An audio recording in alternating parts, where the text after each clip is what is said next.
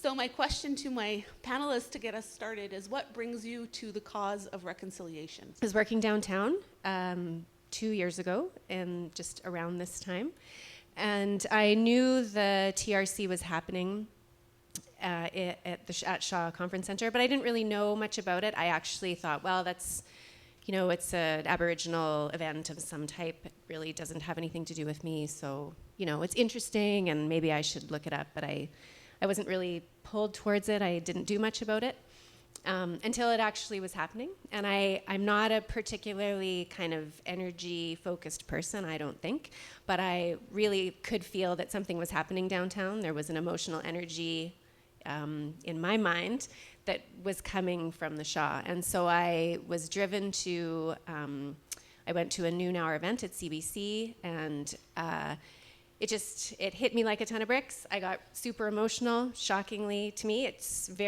really surprised me. It took over, and I decided that I really needed to find out more about it. So I started doing some reading, and I think just became more open to the information, and a definite shift in perspective about Canada and the history of Canada. And so that's kind of what started it off. I would say that overall, what draws me to reconciliation is an ultimate sense of fairness. I think personally I'm kind of a rules-oriented person, but it's only recently occurred to me that the rules may not be fair. So that's been a really big shift for me, and not a fairness from a rules perspective, but a fairness from a human rights perspective. I think it's on me to learn more and be part of the change. So that's what brings me to reconciliation. Hi, I'm Anna Marie Sewell. I like to fiddle with microphone stands. Truly, I do.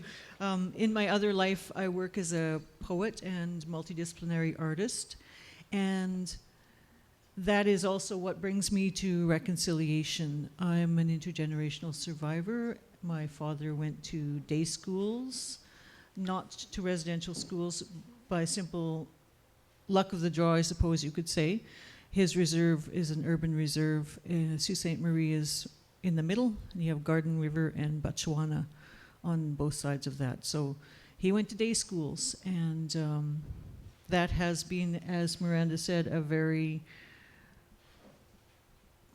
impactful legacy, you could say, to understand as I grow up, as I grow older, what it was that he went through, because he wasn't a person to talk about it.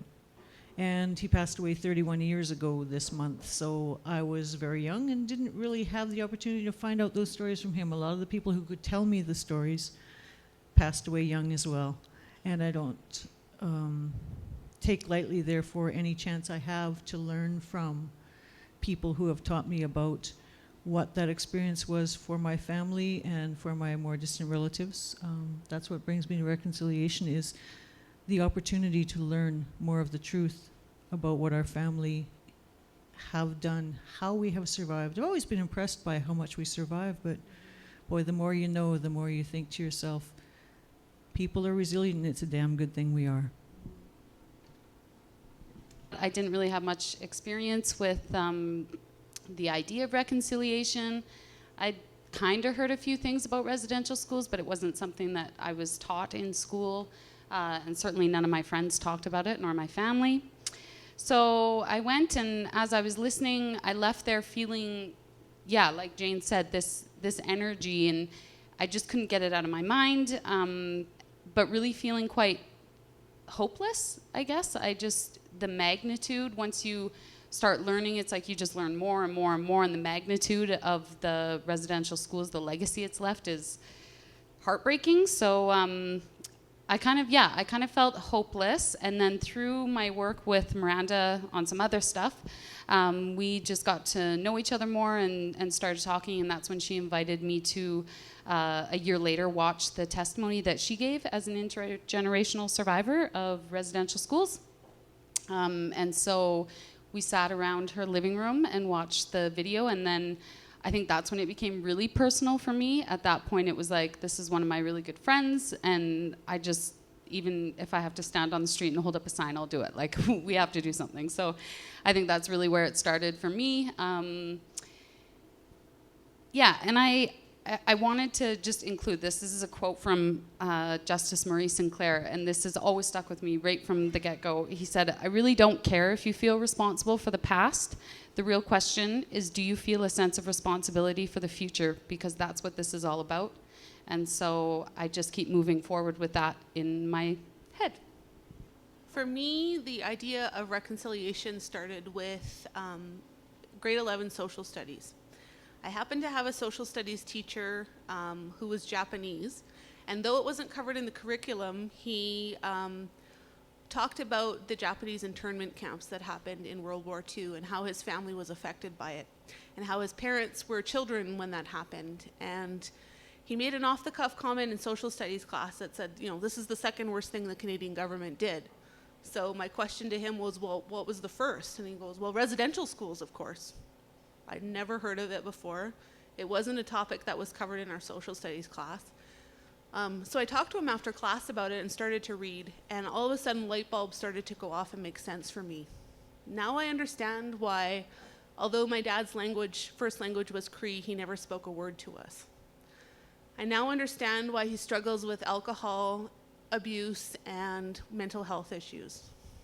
I now understand why we have nothing to do with his family or the culture, even though he obviously looks Cree, and it's obviously part of our heritage.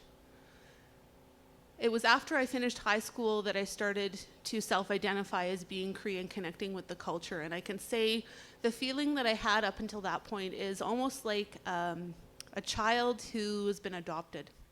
You're transplanted into a family that you're told is your own, and fulfills your basic needs, but there's a piece in your heart that's missing. And it wasn't until I started connecting with elders and learning more about my culture and connecting with this history that I had been denied up to that point that my heart started to be filled. And there's hundreds of thousands of intergenerational survivors like me across Canada that have been denied that. And the resiliency that Anna Marie talks about, I'm so glad that portions of it remain, even though the Canadian government and the settler colonial history of our country did everything they could to take that away. There's grains of it still left that were passed on to me, and I'm grateful for that.